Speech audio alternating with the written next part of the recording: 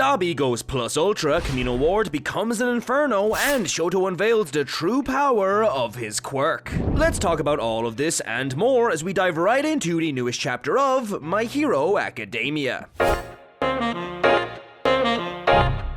So My Hero Academia Chapter 351 is out, and with it we get to witness the continuation of the troublesome throwdown between the two Todoroki siblings. And to say things really start to heat up would be an understatement. And cliche as all hell, but I'll say it anyways.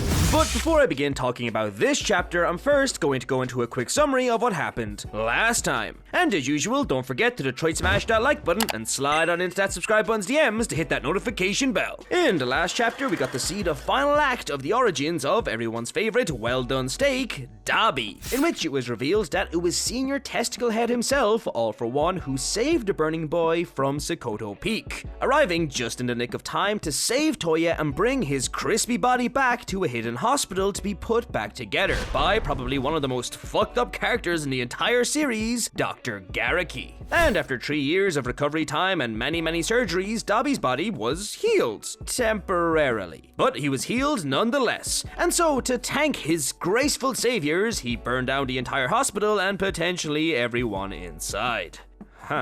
But strangely enough, that probably was for the best, as the hospital was secretly a facility for making nomus and holding potential candidates to be All For One's successor. So he ironically ended up saving his own life. Upon fleeing the facility, Toya the Grafted returned home to see his doting family, who he thought would miss him and have changed 3 years after his disappearance. Except he was entirely wrong, as nothing had changed and they had moved on entirely from his supposed death. So Toya decided from that moment forward, Toya Todoroki was officially dead, and he was reborn in the flames as Dabi, dedicating the rest of his life to studying Endeavor and becoming more powerful than his father ever could imagine. And then the story cut to the present, where Dr. Garaki reveals not only was Dabi so messed up in the head by Endeavor that not even the king of manipulation himself, All For One, could manipulate him, but that his current body, which by the way should have fell apart within the first month after he woke up, is now being held together by nothing but the pure hatred that lies in his heart. Endeavor done fucked up.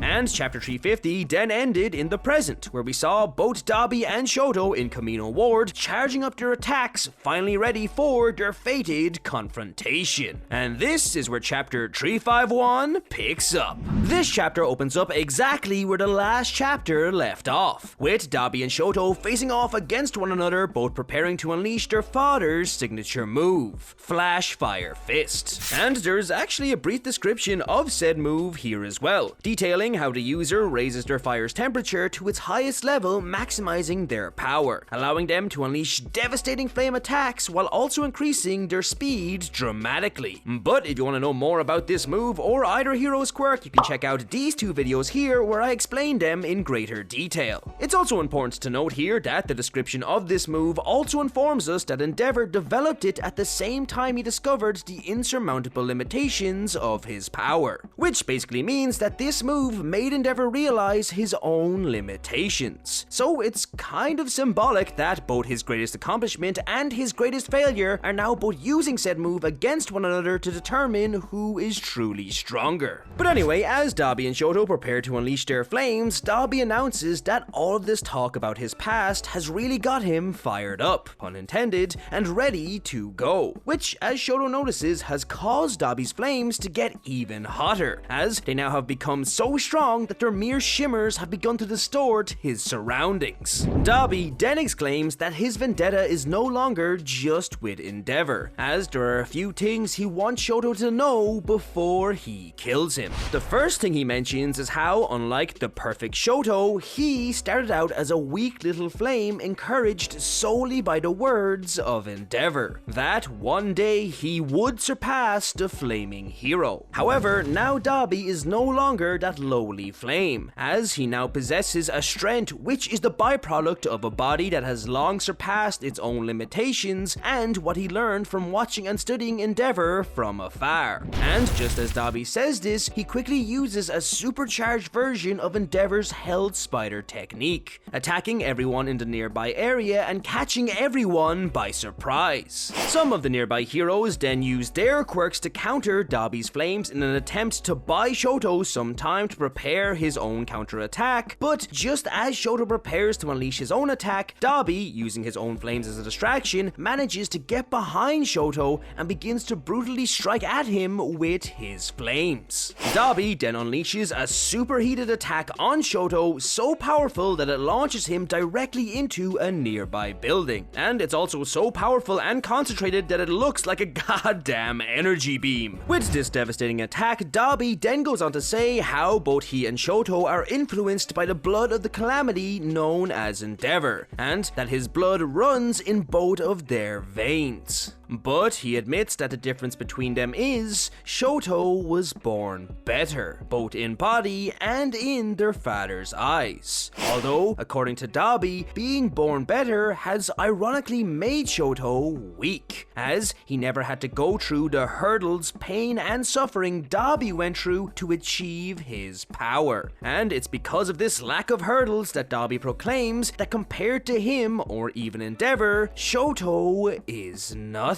And he'd never be a hero. And surprisingly, Shoto agrees with this comment, noting how growing up, he was always aimless and half-hearted.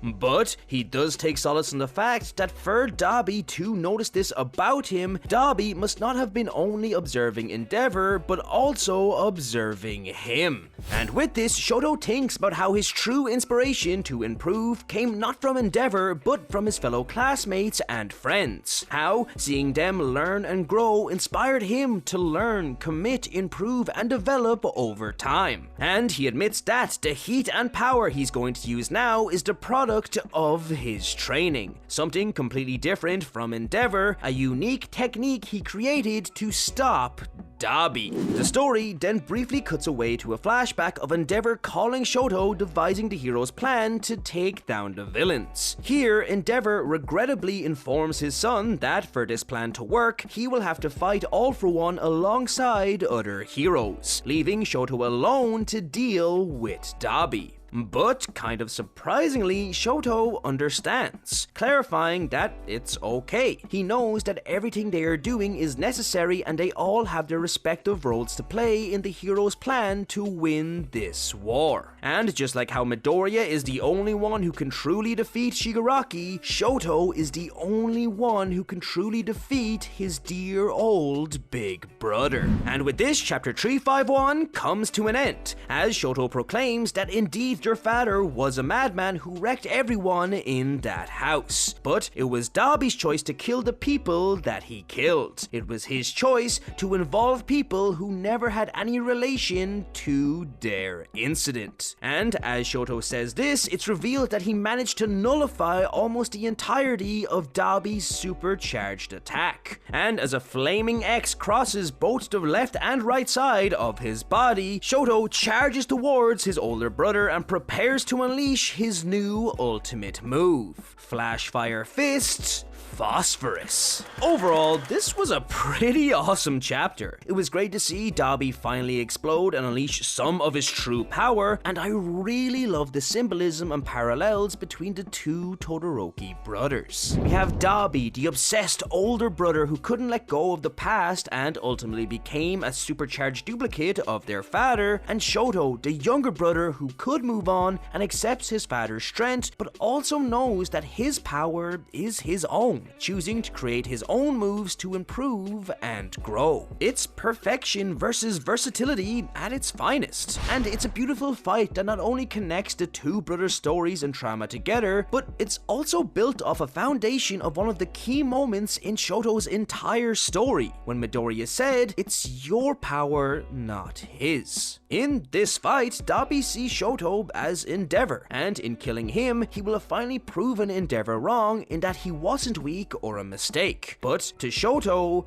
Dabi is Endeavor. He is the epitome of everything Endeavor wanted him to become, a supercharged version of himself. So, in being able to beat Dabi, Shoto will have proven to himself that Midoriya's words were right. He is not his father, and the power and path best suited for him, it's all awfully beautiful and amazing at the same time, so I'm really looking forward to see how this all plays out. But let me know what you think of this chapter. If you like this video, don't forget to leave a like and comment what you think is going to happen next. For more My Hero content like this, subscribe to the Lunchtime crew. Thank you so much for watching, and I'll see you in the next video. Plus Ultra.